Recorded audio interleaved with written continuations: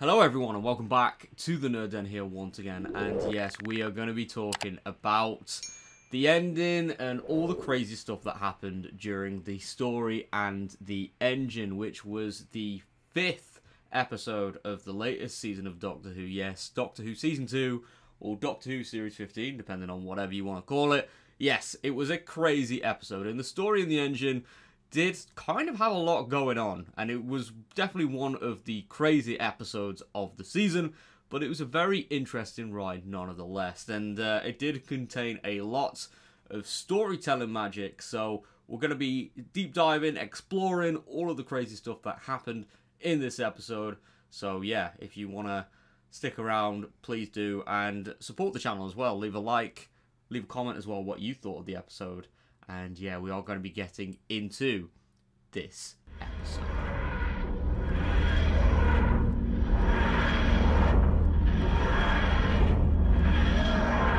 So, the story takes us to Lagos in Nigeria, where, yeah, we do encounter the barber and the spider. So, yeah, the Doctor does take us to a barbershop where he does know someone who used to own the barbershop called Omo.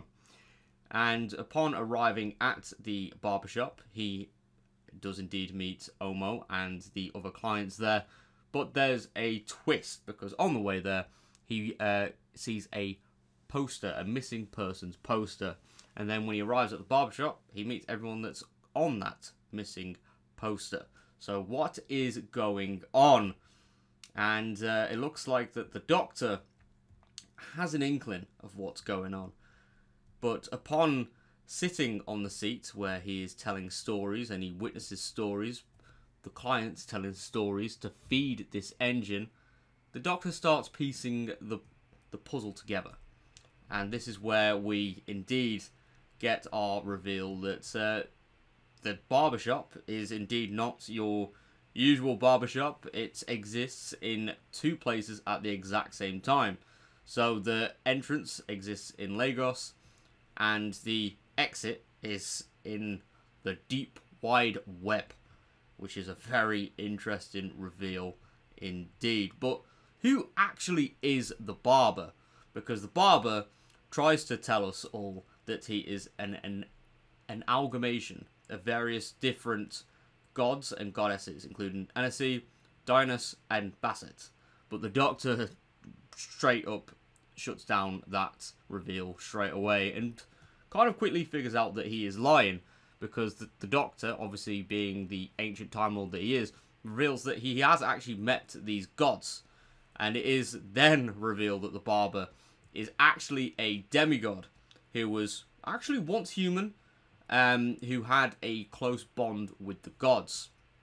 So when the Doctor meets him, he is aiming to wreak revenge on the gods, because yeah, they weren't very nice to him apparently and stole his ideas and stuff. So the gods need to strengthen their bond with humanity, and storytelling is a way of doing that. So whenever these stories are told, this allows the gods to be worshipped. So that is kind of like the reasoning of the whole story engine. So with the help of the gods, the barber was able to create the Nexus, which was the fantastical creation that allows different concepts, different cultures, different ideas all to merge together. And he wanted to be recognized by the gods for his work, but instead he was told to know his place, like he was shut down. So he was hell-bent on revenge. So when the gods decided to exile the barber was only able to take away the story engine that he built, and this allowed him to continue his work on the Nexus, making him kind of known as the storyteller, really, not the barber. So the barber wanted to completely cut out the gods from humanity, and if this was done, it would kill all gods, including Abina's father, Anansi.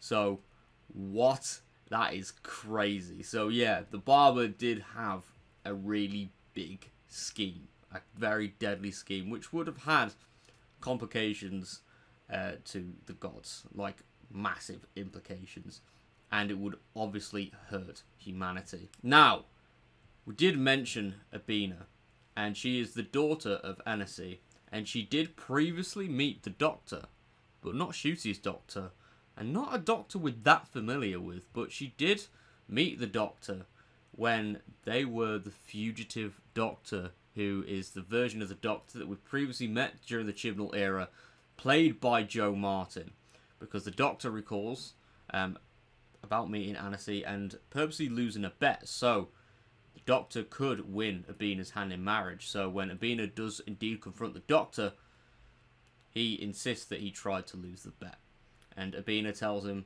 that she grew up trapped with Anansi, terrified someone would win me in a bet. I heard about you, travelled through time. I had faith you would help. Instead, you left me. And Gatwa's Doctor tells her, I'm sorry, I couldn't take you with me. The camera then pans behind Abina's head, which does reveal that Jo Martin is also there as well, stating that I was a fugitive back then. Anansi was wrong to offer that bet, and frankly, darling, I was busy in a different story that might be finished one day. So, whilst we do get to see that Abina is really hurt and distraught over what happened, she does decide to eventually help the Doctor and Belinda and the other people held hostage to escape the barbershop.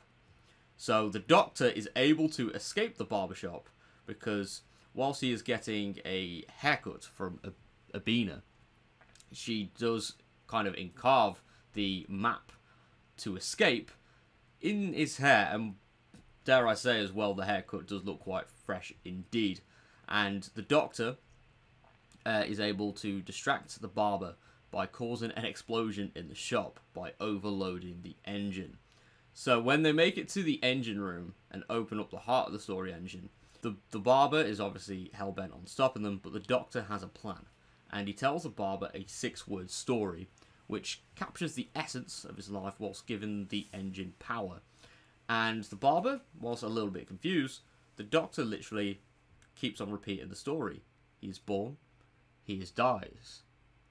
So what does this all mean? Well, the Doctor is literally just telling the story of his life. He has lived various lives. His body, as he compares it to, is like a barbershop. It keeps on going. It keeps on existing. And then through the use of that projector that I mentioned earlier, there is loads of flashbacks to previous Doctors. We get to see William Hartnell, Jon Pertwee, Patrick Troughton, Jodie Whittaker, David Tennant, Matt Smith, Peter Capaldi. So many different incarnations of the Doctor get to appear on that projection, and it does show that yeah, the Doctor story is enough in short words to continue powering that engine. But yes, as we leave the barbershop and the entity, the spider, is trapped, all of it is reversed. The Doctor closes the doors with his sonic screwdriver. With the Nexus, is it destroyed? And then the Doctor and Belinda continue on their journey. But there is one thing that I would like to ask as a question to you all in the comment section down below. Does the 15th Doctor remember being the Fugitive Doctor now? Because when the Fugitive Doctor was first introduced, Jodie's Doctor didn't remember being her at all.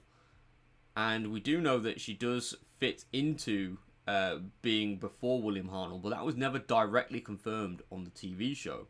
So perhaps with Ncuti's regeneration, maybe the memories are restored.